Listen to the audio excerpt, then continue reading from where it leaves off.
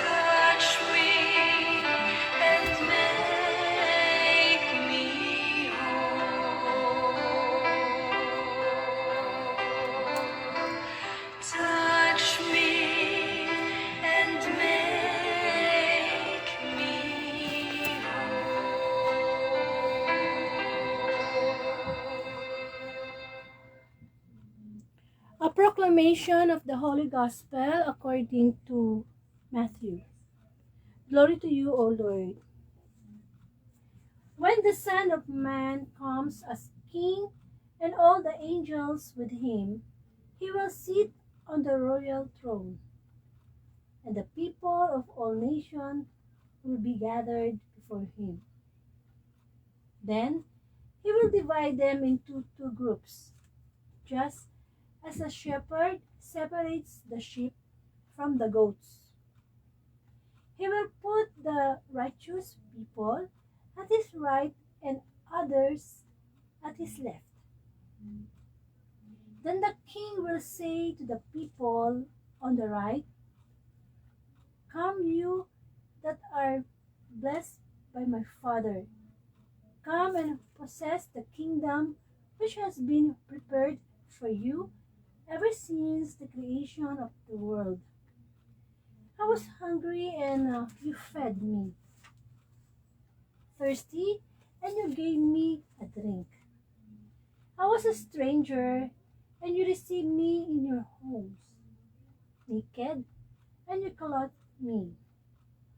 I was sick and you took care of me, in prison and you visited me. The righteous will then answer him, when, Lord, did we ever see you hungry and feed you, or thirsty and give you a drink? When did we ever see you a stranger and welcome you in our homes, or naked and clothe you? When did we ever see you sick or in prison and visit you?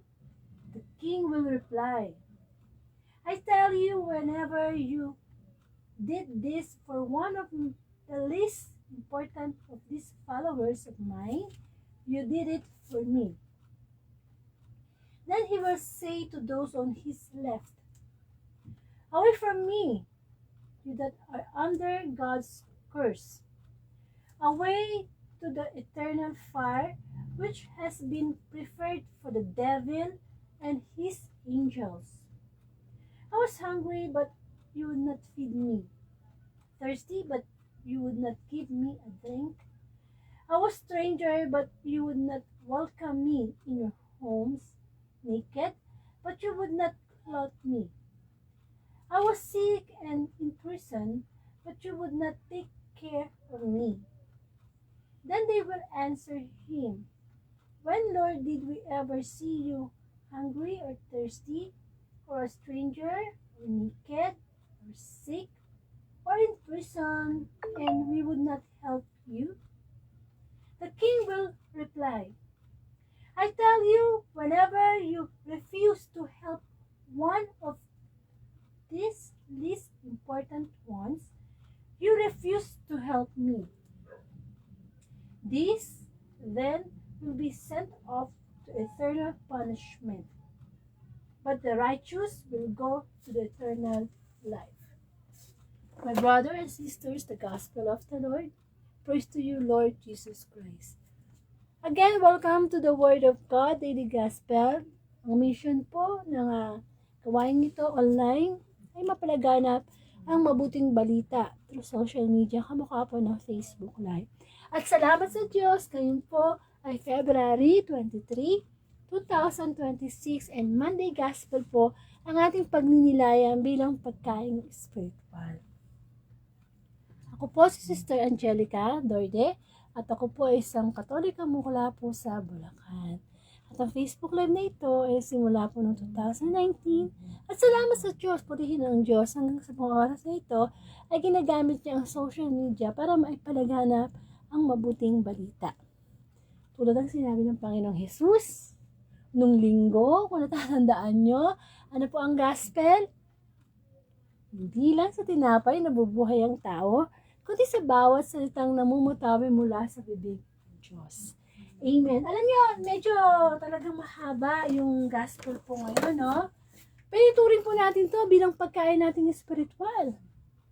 Mahalaga ang pagkain espiritual araw-araw. Hindi lang ang pagkain pisikal.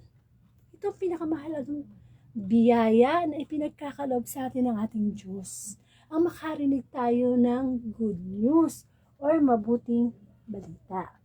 Ang pagbasa po ay nanggaling kay Mateo at chapter 25 verses 31 to 46. So, bigyan na lang natin ng summary, no? Kasi medyo mahaba siya. So, ang mabuting balita sa araw pong ito, actually, tungkol to sa paghuhukom o yung tinatawag nilang final judgment. Pero ipapaliwanag sa atin ng banal na espiritu bakit kapwa-tao yung ating word for the day. So, talagang darating ang anak ng Diyos. Meron ipinangako ang Panginoong Jesus, diba? Babalik ako.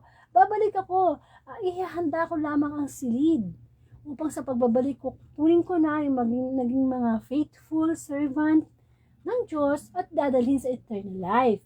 Totoo yun. Kung naniniwala tayo sa Diyos, alam natin na may second coming. Kailan ba yun? Anytime. Anytime. Paano? Di darating parang magnanakaw.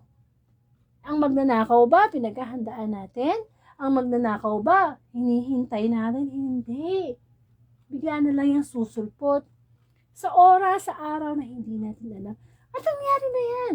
Sa panahon ni Noah, nagkaroon ng first paggunaw. Mangyayari yan ulit. At salamat na lang sa Diyos sapagkat hindi pa ito nangyayari. Sapagkat patuloy pa rin ang habag sa atin ng Ama sa Langit. Bibigyan pa rin tayo ng pagkakataon. Actually, yung tayo ay buhay, dito na yung araw na ito, yan isang himala, isang malaking biyaya mula sa Diyos. Hindi yan ordinary, ha? Hindi yung basta nagising na lang tayo. Okay lang yan, bukas magigising pa ako. Hindi. Yan ay pagkakataon. Marami tayong nakasabayang nakatulog kagabi, hindi na nagising. So, biyaya ng Diyos. Biyaya ng Diyos na nakakarinig ng mabuting balita. Kasi hindi naman lahat ng tao sa mundo interesado sa mabuting balita. Sa dami ba naman ng bad news dito sa mundo, ay ba natin makarinig ng good news? So, kung talagang naniniwala tayo at nananalig tayo, lalo tayo mga Katoliko, no, na si Kristo ibabalik. Kasi yan ang ating ang ating faith. Sinasabi nga natin sa simbahan, si Kristo'y namatay, si Kristo'y nabuhay, si Kristo'y babalik sa wakas ng panahon. And of course, anong senaryo, no? May pinakitang senaryo na kapag dumating na ang Panginoong Hesus sa kanyang pagbabalik, titipunin niya. Ano ibig sabihin titipunin? Pagsasama-samahin niya yung mabubuti yung mabubuti. At pagsasama-samahin din niya yung mga masasama. In a way na meron pa nga binanggit dito na yung mga parang mga tupa, lahat ng mga tupa ilalagay sa kanyang kanan at lahat nun yung mga kambing ilalagay sa kaliwa. So isi-separate. So kasi yun na yung time na tinatawag na Judgment Day, magkakaroon ng Judgment Day. And of course, maganda yung sasabihin ng Panginoon sa mga taong talagang sumunod sa Kanya. Ano sasabihin ng Lord? Sabi dito sa Gospel, halik kayo, mga pinagpala ng aking Ama. Pumasok na kayo at manira sa kahariang inihanda para sa inyo. Mula pa ng likhain ang salibutan. Diba? Ang ganda naman pagsalubong yun ng Panginoong Hesus. Ang ganda naman ng pangungusap niya sa mga taong talagang totoong nagmahal at nagbalik loob, naglingkod sa Diyos. No, welcome, no? Mini-welcome sa langit.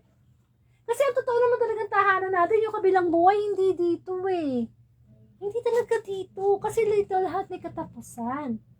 So, minsan natatanong ba natin sa sarili natin, kapasok kaya tayo sa langit? Masusulat kaya yung pangalan natin sa Book of Life? O baka mamaya pag nag-roll call na sa langit, wala yung pangalan natin. Di ba kaya yun? Sapagkat binigyan tayo ng lahat ng pagkakataon ng Diyos para magbalik loob. Lahat, as in lahat. Ibinigay na nga ng Ama sa Langit ang kanyang buktong na anak para maging bayad sa ating mga kasalanan. Ibinigay na nga ng Diyos Ama ang banal na Espiritu upang maging gabay natin. Walang pagkukulang ang Diyos.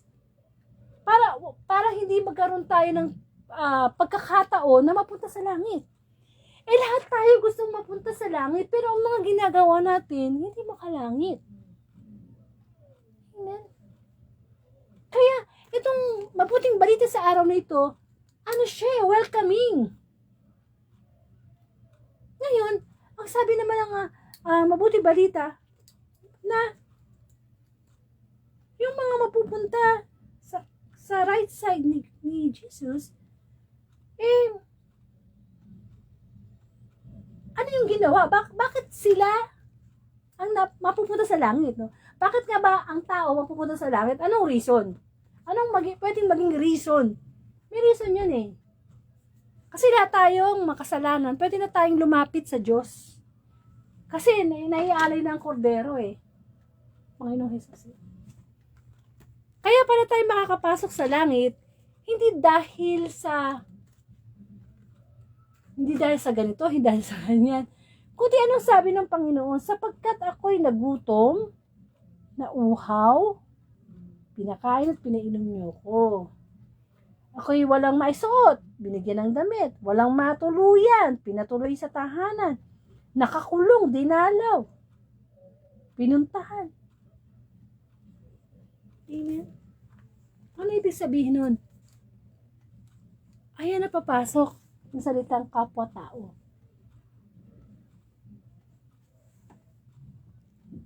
Sa atin, araw-araw nang ginawa ng Diyos, no? Minsan natanong na ba natin sa sarili natin, gaano ko ba kamahal ang aking kapwa-tao? Namahal ko ba ang ating kapwa-tao? Sino ba yung mga kapwa-tao natin? Yung kamukha natin nakikita natin, magulang, anak, asawa, kapitbahay, classmate, kasama sa trabaho, basta tao, kapwa-tao. Amen. Mahal ba natin ang kapwa-tao natin? Paano ba natin i-treat? Ano yung treatment natin sa ating kapwa? Kasi sabi sa mabuting balita ng Panginoong Jesus, may ginawa eh. May ginawang mabuti ang tao eh. Kaya pupunta sa langit. Kaya nga diba sabi nga ng may nagtanong, paano po namin napakain kayo? Hindi naman namin alam yun, para parang hindi pa nila alam. Ang ibig sabihin ng Panginoong Jesus doon is, kung ano yung gagawin natin kabutihan sa ating kapwa, sa Diyos natin yung ginawa. Yun eh. Diba? Kasi lagi natin sinasabi na, Lord, I love you. Lord, mahal kita. Tapos meron tayong sama ng loob sa ating kapwa. Eh kung yung Diyos na hindi natin nakakita, sabi natin, mahal natin. Pero yung kapwa natin na hindi natin mapatawad-tawad hanggang sa oras na ito, hindi natin mapatawad. Ano sabihin sa atin ni Kristo? Mga plastic tayo, impokrito. Di ba yun ang sinasabi niya sa mga Pariseo? Alam nila ang kautusan pero mapagpaimbabaw. Kaya sabi ng Panginoon, papasok tayo sa langit kapag tayo ay gumagawa ng kabutihan sa ating mga kapwa. Kasi yung kapwa natin, yan yung representasyon ng pag-ibig ng Diyos. Amen. Kung maaalala nyo, yung 10 utos ng Diyos. 10 utos ng Diyos. Yung 3 doon para sa Diyos, yung mga susunod para sa ating kapwa. Kung tutusin, 10 utos ng Diyos, isang utos lang doon hirap-hirap ng sundin. Bakit? Kasi meron din tayong sinusunod na utos sa mundo. Ano ba yung first commandment ni God? Love God with all our heart, soul, mind, strength. Pero, di ba, paano natin mamamahal ang Diyos ng buong puso, kaluluwa, isip, lakas? Ang daming kahati sa ating puso, sa ating lakas, sa ating oras. Amen. Sinabi din sa kasulatan na kapag meron daw tayo galit hanggang ngayon sa ating puso, para na rin natin siyang pinapatay sa ating isip. Kasalanan din yun. Bakit ba nagpapako si Kristo? Para sa ating mga walang niya, para sa ating mga makasalanan. Kung si Kristo napapatawad ng pinakamabigat na kasalanan, yung pa kayang kasalanan nagawa sa atin ng kapwa, hindi natin patawarin. Maaaring hindi ginawa ng kapwa natin yung kasalanang kinagagalit natin sa kanya. Pero nga nakakalimutan, may kasalanan din tayo. At lagi yun napapatawad ng Diyos kapag hinihingi natin ng buong puso. Ang gospel sa araw na ito, paghukom Huhukuman tayo. Darating ang time na harap tayo sa paghukom ng Diyos. So, paano natin naipakita ang pag-ibig natin sa Diyos? Sa pamamagitan ng ating kapwa. Hindi yung minamahal lang natin yung ating anak, asawa, nanay, magulang, yung mga tao makakaganti sa atin. O, pinag-aaral kita anak ha, o, gaganti naman ang kabutihan ng anak. Yung ba ang sukatan? Yung ba ang love? Hindi yun ang definition ng love. Kasi ang totoong pag-ibig sa ating kapwa-tao, ano na? 10 utos ng Diyos, naging 2 utos. Ano yun? Ibigin mo ang Diyos na higit sa lahat. At ibigin mo ang iyong kapwa kagaya ng pag-ibig mo sa iyong sarili. Paano ka yun? Kung iniibig mo ang iyong kapwa gaya ng pag-ibig mo sa iyong sarili, paano kung ang pag-ibig ng isang tao sa kanyang sarili ay makasarili, mayabang, mainggitin? Kaya nagkaroon ng bagong utos, diba? Sa Juan. Ano yung bagong utos ng Diyos? Ibigin mo ang iyong kapwa gaya ng pag-ibig ko sa'yo. So, ang inuutos sa atin ng Diyos ngayon, parang sinama rin na niya lahat yung 10 utos tsaka yung 2 utos Sinama rin na niya. Sinasabi mo, mahal mo ko? Ibigin mo muna yung nakakainis na yan. Ibigin mo muna yung gumawa sa'yo ng masama.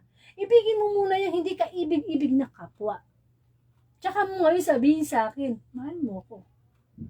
Na, sabi ng kasulatan, bago kang maghandog sa Diyos, at naalala mong meron kang sama ng loob sa kapwa mo, naalala mong may kagalit ka, naalala mong may galit sa'yo, makipag-ayos ka muna, tsaka ka maghandog. So, ano ibig sabihin nun? Walang kabuluhan na lay minister, pare, madre, lector, commentator, naglilingkod sa Diyos, pero meron palang tinatagong galit sa kapwa. Huhukaman tayo ng Diyos niyan. Wala makakapasok sa langit na meron tayong galit. Tanggalin yan. Mabigat yan. Kasi, hindi natin maiibig ang ating kapwa. Kasi sa mabuting balita, diba, pinainom, pinakain, at lahat yun, gagawin natin yun para sa Diyos. Kung tumutulong man tayo sa ating kapwa, ang tinutulungan natin ng Diyos. Ang ibig sabihin ng mabuting balita, halimbawa may lumapit sa yung pulubi. Di ba, minsan tayo mapanghusga. Titignan pa natin mula ulo hanggang paa. Mula ulo hanggang paa. Kung bibigyan ko ba to? Lakas pa to sa akin Pag may lumalapit sa atin, ang makikita natin yung mukha ni Kristo. Kasi alam naman natin na batid ng Diyos ang lahat Siya lang yung may authority na gumante, siya lang may authority na maghusga. Tayo, tinuturo lang tayo magpatawad, magpakumbaba. Yan ang ating responsibilidad sa ating Panginoon. Pero di ba, minsan nakakaramdam tayo ng sobrang galit sa ating kapwa, sobrang inggit. Nanglalamang ng kapwa, lalo na sa gobyerno. Yung mga corrupt na official, paano nila minahal ang kanilang mga nasasakupan, ang kanilang kapwa-tao, nakawan, ang mga taxpayer. Saan mabibilong yun? Ano sabi ng mabuting balita? Lahat ng hindi sumunod sa kalooban ng Diyos, parang kambing, ilalagay sa kaliwa. At lahat ng sumunod sa kalooban ng Diyos, nasa kanan ng Diyos, parang mga tupa. Kasi ang mga tupa, nakikinig yan sa kanyang magpapastol. Kasi hindi, ang mata kasi ng tupa, hindi yung napakalinaw na talagang makikita niya ng malinaw kung saan napupunta yung kanyang nagpapastol. Ang mga tupa, mas ginagamit nila ang kanilang pakiramdam, ang kanilang pandinig. Kaya kapag narinig nila ng sinabi ng pastol na ganito, ganyan, na-follow nila. Alam nila yung boses. Unlike ng mga, ano bang character ng goat or ng kambing. Di ba ang kambing, kain lang yan ng kain Tapos pag kinain niya, dinudumi niya kaagad. Di ba yung dumi ng kambing, bilog-bilog na itim. Tsaka wala yung pinapakinggan. Puntaya kung saan gusto, pasawayan Diba? Kung hindi yan nakatali, talagang hahabulin mo yan kung nalang pupunta. Kaya napakahalaga sa ating buhay na minamahal natin yung mga hindi kamahal-mahal. Kasi once na minahal natin, syempre natural naman talaga, given na yun, no? Na kapag minahal mo yung anak mo, babalikan ka ng pagmamahal. Natanggap na yung reward. You gave love, you will receive love. Pero ang gusto ni Lord, bigay mo yung love doon sa hindi makakaganti. Kasi yung reward ni Lord, yun ang gusto ni Lord na ibigay sa atin. Tumulong ka sa iyong kapwa. Huwag kang maghintay ng kapalit. Kasi lahat naman na itutulong natin sa ating kapwa, galing naman yan sa Diyos eh. Pinagkatiwalaan lang tayo. Minsan na yung nakakalimutan natin. The talent, the skills, the money, the material, the strength, buhay natin mismo, pamilya, anak, bahay, lupa, lahat.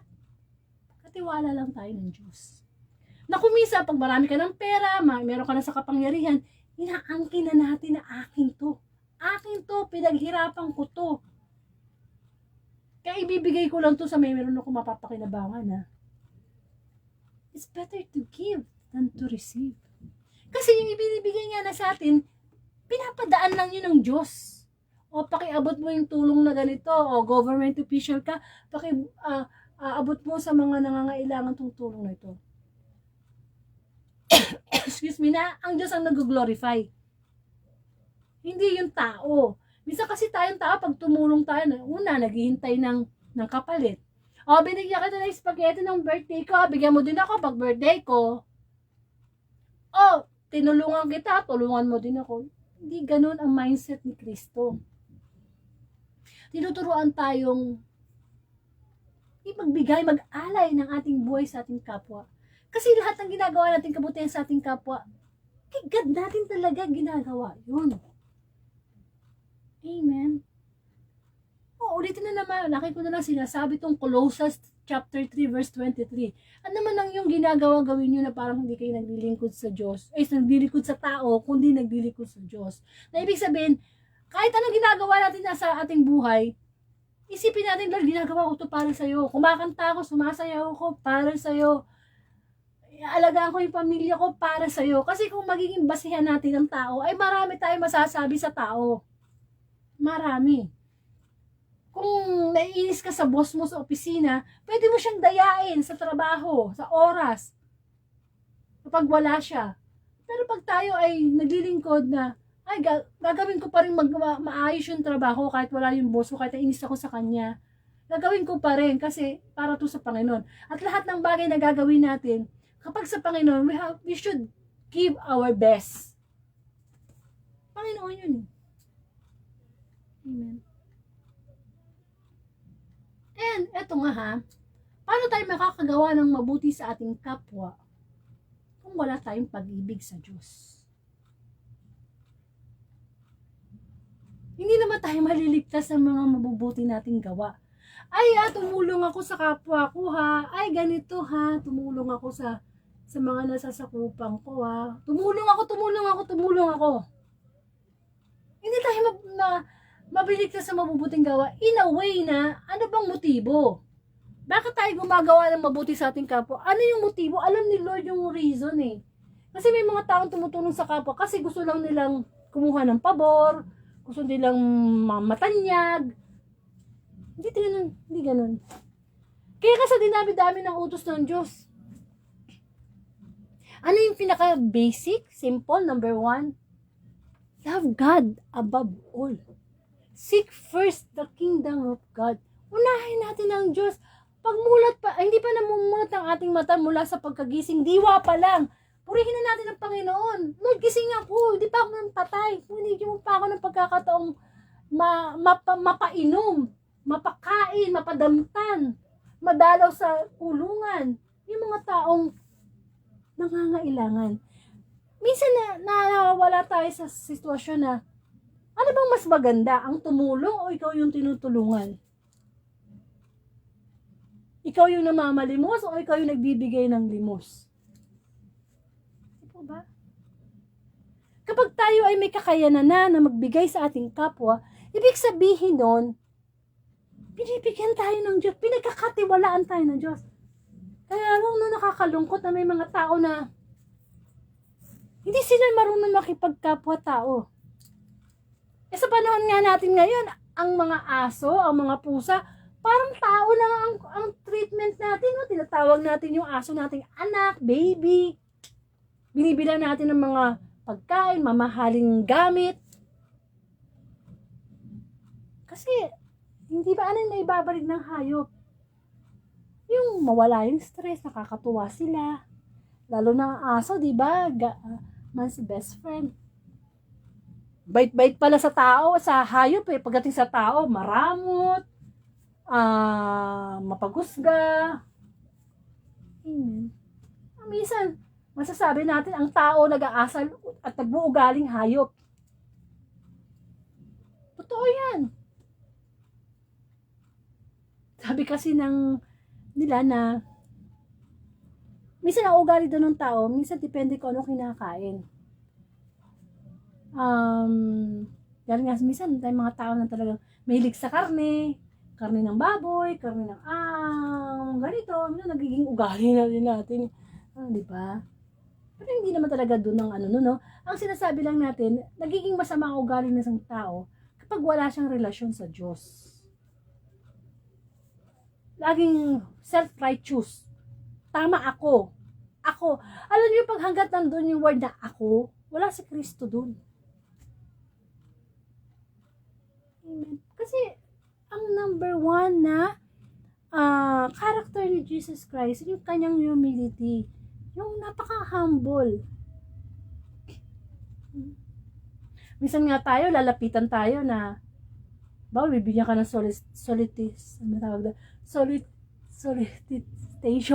Bubulo tuloy ako eh. Letter na gawain sa Panginoon, ang hihingi ng suporta financially. Minsan tinatanggihan natin. Huwag natin gagawin yun. Kapag merong nag-aabot sa inyo na sobre na gawain sa Panginoon, huwag niyong tatanggihan. Bakit? Gawain ng Diyos yun eh. Kakatwiran natin, wala akong pera, marami akong gastusin eh. Kapatid, kahit piso lang ibigay mo sa sobre, ang tinitingnan na ng Diyos, ano yung puso mo? Sapagkat diba, nagbigay na example dyan si Kristo, yung sa babaeng balo. Walang-wala na talaga siya. Kusing na nga lang yung pera niya, pero binigay pa niya sa templo. Amen. Kaya lang tayo hindi makapagbigay kasi akala natin nawawalan tayo. Na kapag nagbigay tayo, mababawasan yung ipon ko, mababawasan yung pera ko. Hello, bakit ko? Pinagkatiwala lang ng Diyos yan, hindi sa atin yan. Wala, kahit yung butas na medyas natin, sa Diyos yun. Kahit yung anak natin, sa Diyos yun. Yung buhay natin, sa Diyos yun. Kaya hindi tayo makapagbigay kasi lagi natin iniisip, akin to. Kapatid, kapag tayo ay nagbigay, binabalik ni Lord yan ng sisikliglig at umaapaw. Totoo yan. Hindi man yan material things. Yung bigyan ka ng peace of mind, love, yung fruit of the Holy Spirit, yun na yun eh. Hindi nabibili ng pera ang peace of mind. Hindi nabibili ng pera ang pag-ibig sa Diyos. Kaso ang mga tao ngayon, dapat talaga mukhang pera. Sa totoo lang, makikilala mo ang isang tao sa pera. Alam mo kung sino mukhang pera eh. Hindi masama ang pera ha. But the love of money, yun ang masama. Na nawawala na yung pakikipagkapwa-tao dahil sa pera. Pag namatay naman tayo, wala naman tayo ng pera. Sabi nga ng salita ng Diyos, ang kayamanan ay gamitin sa pakikipagkapwa-tao. Amen. Kaya minsan yung mga umuutang, magbayad naman. Hindi ba? Kasi yung inutang nyo, galing yun sa Diyos. O ngayon naman, kung hindi kayo nabayaran, nasuba, okay lang yun. Sino ba sinuba niya? Panginoon. Ano bang sinasabi ng Lord? Ipag-pray ang mga nagpa-persecute. Ipag-pray ang mga nagagalit sa inyo. Ipag-pray, huwag gumante. Yung pakikipagkapwa-tao, ano yan eh? Ano yan yung bang nagtatanim ka sa kapwa mo ng kabutihan? Ibang pagkakataon, halimbawa, namatay ka na, nasa ataol ka na, din dadalawin ka sa burol. Ibang kahit patay ka na, masasabi ng kapwa mo, ay, ang galing niyang makipagkapwa-tao. Hindi ako humihingi ng tulong, pero kumukusa yan. Diba? Kesa naman yung dami-dami mo ang pera. Paglapit sa ng kapwa mo. Hindi mo tinulungan. May mga case talaga na naluloko eh. Totoo yan. Minsan nagsasamantala sa kabaitan ng kapwa. Pero kapatid dyan ng Diyos. Kapatid dyan ng Diyos. Sa mabuting balita ngayon, pinapakita lang sa atin ng Panginoon na kung mahal mo ko, pakita mo muna. Diyan sa mga katabi mo. Diyan sa biyena mong nabibwisit ka. Diyan sa asawa mong naiinis ka. Diyan sa asawa mong lasinggero, nagbababae. Diyan sa kapitbahay mong chismosa. Pakita mo muna sa kanya. Tsaka mo sabihin, mahal mo ko. At bibigyan kita ng silid sa langit. Amen. Kesa naman na sa araw ng paghuhukom, sasabihin ng Panginoon, sino ka? Taga saan ka? Hindi kita kilala. I-deny na tayo ng Diyos. Kasi habang nabubuhay tayo, full of grace, full of love, full of chances tayo. Pero once na namatay na po tayo, wala na. Hindi na pwede sabihin na, Lord, sige na, last chance na lang. Last chance na lang. Lord, balik mo ako sa mamahalin na kita ng gusto, Lord. Talaga. Hindi pwede yun. Nabigyan na tayo ng chance eh. Amen. Huwag na natin abusuhin ng Diyos. Tali na ngayon ang panahon ng Kwaresma. Ano ba ang panahon ng Kwaresma? Pagpapatawa, pagbabalik loob. Tsaka huwag natin sasabihin na, hindi naman ako Diyos eh, para magpatawad eh, Diyos. Kapatid, talagang hindi tayo Diyos. Pero minahal tayo ng Diyos. Hindi tayo si Kristo. Pero kung ano ang ibinigay kay Kristo, ibibigay din sana mga totoong nagmamahal sa Kanya. At alam niyo ba kung ano itsura ng langit? Sa Korinto, subukan niyong basahin. Hindi pa nakita ng mata, hindi pa narinig ng tenga, hindi pa sumagi sa isip ng kahit kaninong tao ang inihanda ng Diyos para sa mga totoong nagmamahal sa Kanya.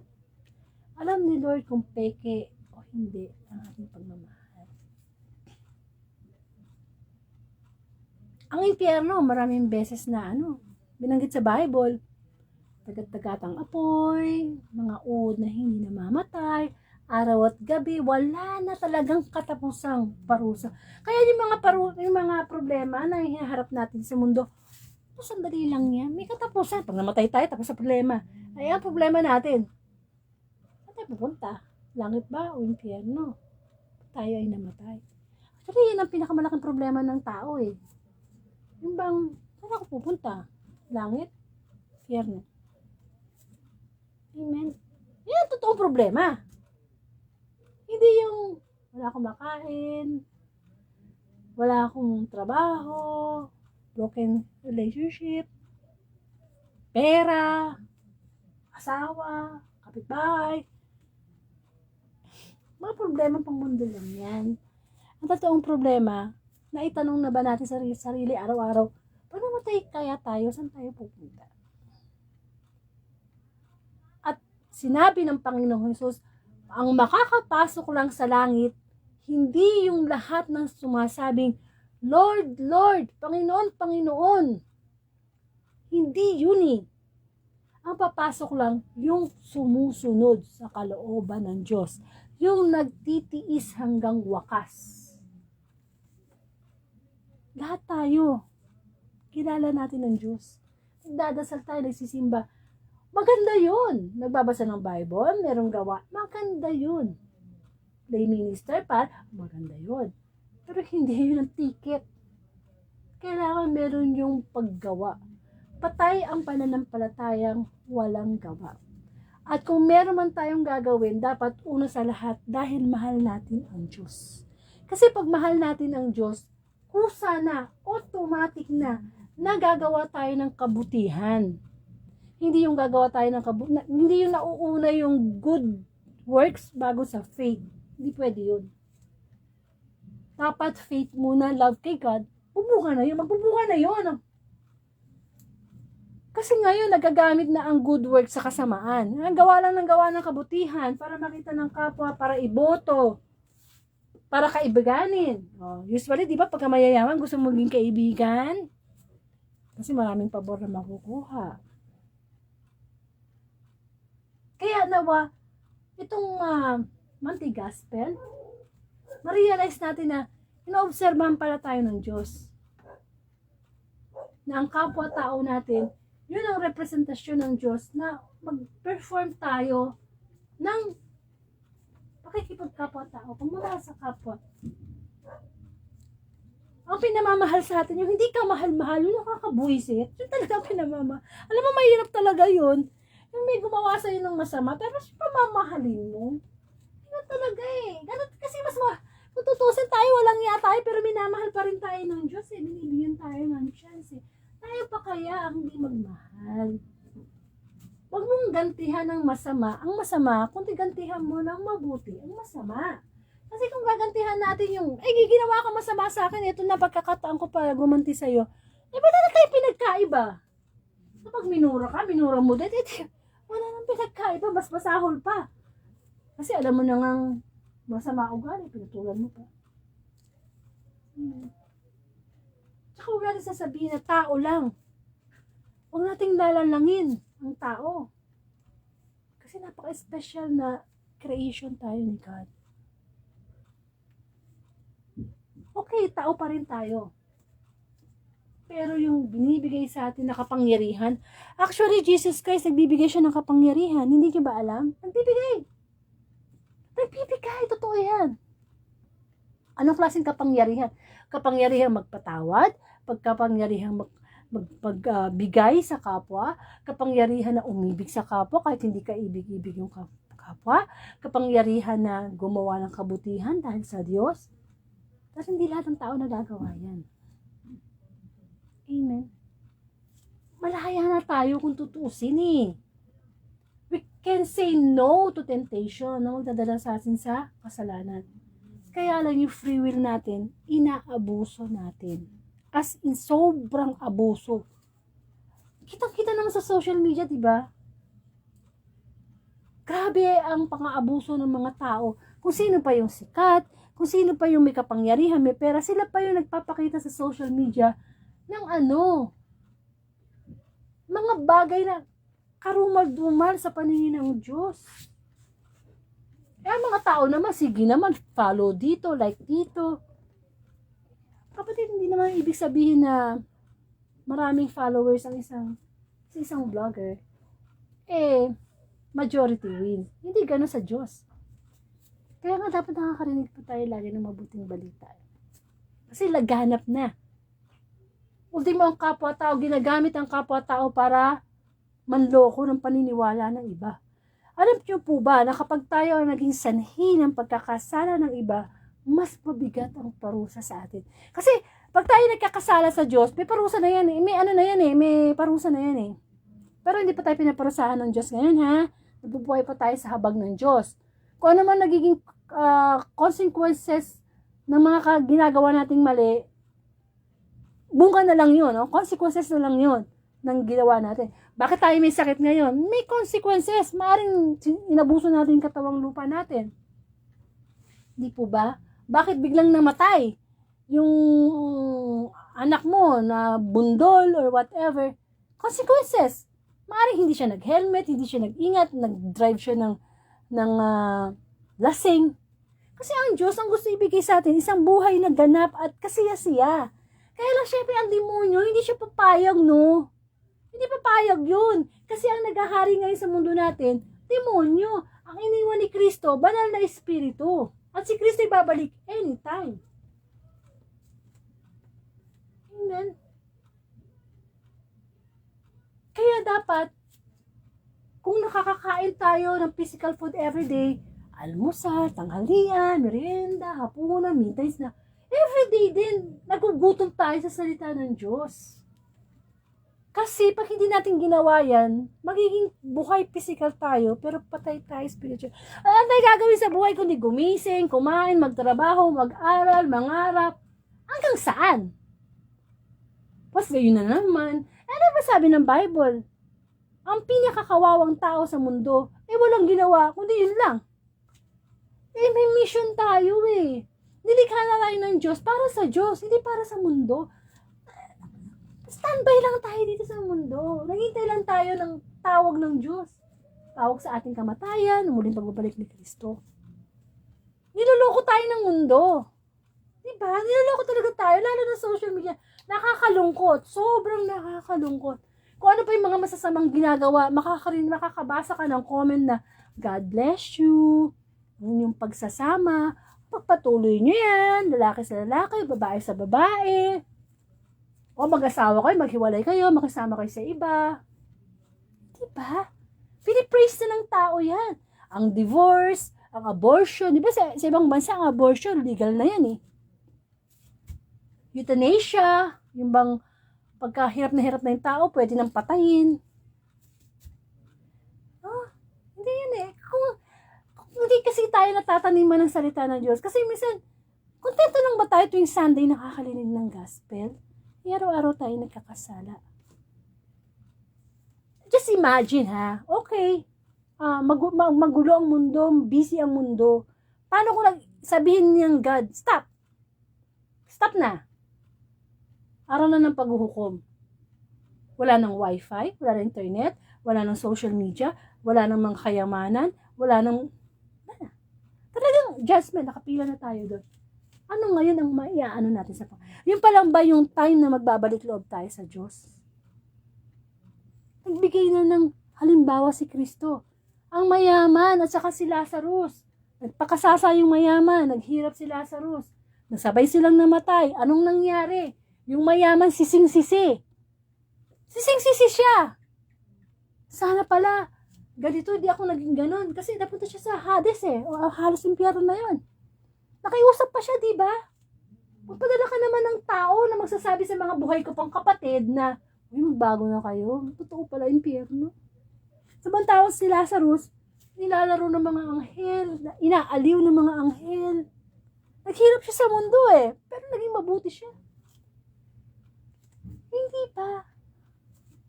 Yung pa ba, sabi niya, ang pagsisisi nasa huli. Wala namang pagsisisi sa una Kaya pag nakakarinig tayo ng mabuting balita, pinapaalalahanan tayo ng Diyos. Ang dyablo, ayaw niya yung nagdadasal tayo, nagsisimba. Ako ayaw niyan. Araw-araw nakikinig ka ng salita ng Diyos. Sa YouTube, sa TikTok, sa Facebook. Nako, saan ba tumatambay ang dyablo? Sa simbahan, sa cell group, sa gawain sa Panginoon, sa grupo ng mga lay minister, sa mga pare. Diyan nagtatambay. Hindi natatambayan ng dyablo yung mga nagiinuman, nagsusugal, yung mga taong galit. Hindi na. Katropa na niya. Kaya huwag tayo magtataka na kapag tayo bumalik loob sa Diyos, nag-i-struggle tayo. Na kung kailan ako nagbalik loob sa Diyos, saka naman dumami yung problema ko. Kung kailan ako naglingkod sa Diyos, saka naman ako parang nawawalan. Amen. Ganun talaga. Kasi nililet go na natin ating sarili We can't be a servant of God without carrying our own cross, denying ang sarili natin, dinideny natin sarili natin. Amen. Kaya dapat mahalin natin ang ating kapwa kung paano tayo minamahal ng Diyos. Ang Diyos, pinapatawad tayo. Natural, patawarin din natin ang ating kapwa. Ang Diyos, lagi tayo binibigyan ng blessing. Mag-share din tayo ng blessing na kung tutuusin, hindi naman atin. Pinapahiram lang. Amen. Hindi, minsan sabihin natin, tataya na lang ako sa loto. O kaya sa wedding. Pag nanalo ako, saka ako tutulong sa kapwa. Kapatid, yung 20 pesos na itinataya mo sa loto, sana ibigay mo na lang yun sa kapwa-tao mo na nagugutom, may sakit. Sigurado pa ang reward sa Diyos. Kasi sinasapalaran mo yung 20 pesos na manalo, milyones. Kapag ikaw ay nasa Panginoon na, huwag mo na isipin yung kayamanan sa lupa, ang kayamanan sa langit. Isipin natin. Kaya ako, personally, against talaga ako sa mga ganyan. Kasi sayang naman pera, ibigay na lang, di ba? Kasi sinasapalaran mo, ano yun? Ay, hindi ba, nakatulong naman ako sa charity. Kapatid, kung gusto mo makatulong sa charity, ayun, ang daming nagugutom na mga kapwa-tao natin na nangangailangan. Yun po bigay, sigurado pa yun. Mas maganda pa nga yumaman ka, naghirap ka, nagpakahirap ka. Kasi biglang yaman minsan, nakakapagpabago yun ang ugali ng tao. Alam ni Satanas yung kahinaan natin. Nung Sunday, di ba, kung natatandaan nyo, di ba, temptation ni Kristo. Ilang beses siya tinukso. Unang-una na nakahinaan natin yung ating katawang lupa. Yung lust. Tawag ng laman. Yan ang gustong-gusto ng dyablo. Huwag mong tulungan yan. Huwag mong patawarin yung kapwa mo. Sinaktan ka niyan. Inano ka niyan. Pride. Sino ba hari ng pride? Yung dyablo. Kaya hindi tayo makapagpatawad because of ego, because of pride. Ayan. Lahat tayo makasalanan. Lahat. At sabihin pa natin, araw-araw. Meron tayong venial sin, mortal sin. Amen. Saan nga kahit nga gumagawa ka pa ng kabutihan, masama pa rin tingin sa ng kapwa, may nasasabi pa rin. Hayaan nyo. Hindi na ang Diyos, no? Di ba natin kailangan ipagtanggol ang sarili natin? Kilala tayo ng Panginoon. Ang gusto lang talaga ng Diyos, matuto tayo makipagkapwa-tao, sapagkat alam mo nang ginagawa natin sa ating kapwa, ang Diyos talaga natin ginagawa.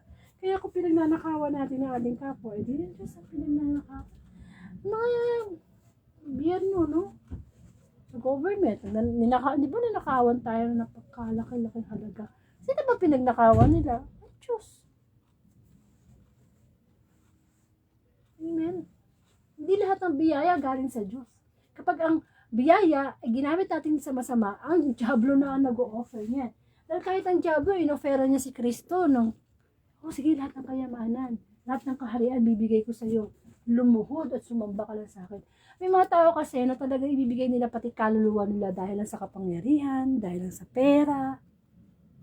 Yung ma-realize natin sa buhay natin na, hindi nga tayo yung mayaman, hindi nga tayo yung sikat, pero hindi naman doon tinitingnan ni Lord ang paghuhukom eh. Kundi ayan mismo, narinig natin. Nung wala akong makain, pinainom, pinatuloy, yun. Sa Kanya talaga ginawa. Amen. Kaya nawa, sa mabuting balita, mapagnilaya natin na matuto tayo magmahal ng ating kapwa. Kung paano tayo minamahal ng Diyos. Yun na ngayon ang sukatan, ha? Yun na talagang sukatan. Lord, paano ba ako minamahal? Yun na. Ano ko din kasi mamahalin yung aking kapwa? Amen. So magkaroon po tayo ng closing prayer. Sa ngalan ng Ama at ng Anak ng Espiritu Santo, purihin ka mang Diyos na makapangyarihan sa lahat. Marami pong salamat muli sa pagpapaalala mo sa amin sa araw ng paghuhukom. Nanaway, maghanda kami sa iyong muling pagbabalik sa pamamagitan ng pagpapakita ng pag-ibig sa aming kapwa. Sapagkat ito ay ginagawa namin sa iyo, Lord. Lord, tulungan mo kami na magpatawad. I pray for those people hanggang ngayon may galit pa rin sa kapwa. Magpatawad na tayo. Patawad tayo ng Diyos eh. Masarap lumaya sa mabigat na nararamdaman sa ating kapwa. Na tayo sa ating kapwa, mahalin natin. Gawa natin ng kabutihan. Kung nagawa naman tayo ng kasamaan, ba't tayong gawa ng kabutihan? Sapagkat yan ang kalooban sa atin ng Diyos. Ating kapwa, huwag husgahan, paparusahan, sapagkat yan ay gawain ng ating Ama, ng ating Panginoon. Mahalin natin ang mga hindi ka mahal-mahal, hindi ka tanggap. Kasi ang ating mga kapwa, tayo na mga nagkakasala, ay mayroong espiritual na karamdaman na dapat unawain, gamutin. Kung sa ganun, magbalik loob sa Diyos. Ama namin, sumasalangit ka, sambahin ang ngalan mo, sa amin ang kaharian mo, sundin ang loob mo dito sa lupa para nasa langit. Bigyan mo kami ng aming kakanin sa araw-araw, patawarin mo kami sa aming mga sala, para ng pagpapatawad namin sa nagkakasala sa amin. Huwag mo po kami pahintulong sa tukso. Diyan mo po kami sa lahat ng masama, sa ngalan ng Ama at ng Anak at Espiritu Santo. Amen. Amen. So maraming pong salamat. Muli ang pinakinggan natin ay ang tinig ng ating banal na Espiritu, ang ating Diyos. Pare-pareho tayong tinatouch ni Lord, no? So, kung isasama rin natin yung mensahe ng Panginoon, ano man ang ginawa natin sa ating kapwang kabutihan, ginawa natin sa Panginoon. At kung anong kasamaan ang ginawa natin sa ating kapwa, ginawa natin sa Panginoon. Amen? So, kung ipagkakaloob ni Lord ang February 24, 2026, Tuesday Gospel, sama-sama po tayong magnilay muli ng mabuting balita bilang pagkaing espiritual. And pakishare na lang po itong Gospel today sa inyong timeline bilang pagsunod sa Great Commission, ang pagpapalaganap ng mabuting balita. Madali na yan, online. Hindi mo na kailangan ikaw yung magsalita. Hindi na kailangan yun. Kasi kanya-kanya naman tayong gift ng Holy Spirit. Yung pag-share nyo lang ng mabuting balita sa inyong timeline, sa inyong group chat, kalulugdan tayo ng Diyos yan. Diba? Ilan ba ang Facebook friends natin? Biro mo makabasa yun, makarinig ng mabuting balita. Ay, nawawala na yun ng pag-asa. Pero nakarinig ng good news. Yun ang gusto ng Panginoon. Pagpapalaganap ng mabuting balita. Kasi Kristo nga yun ang ginawa niya. Araw-araw siya nagpapagaling, nag-spread ng word of God. Tayo pa kayang makasalanan.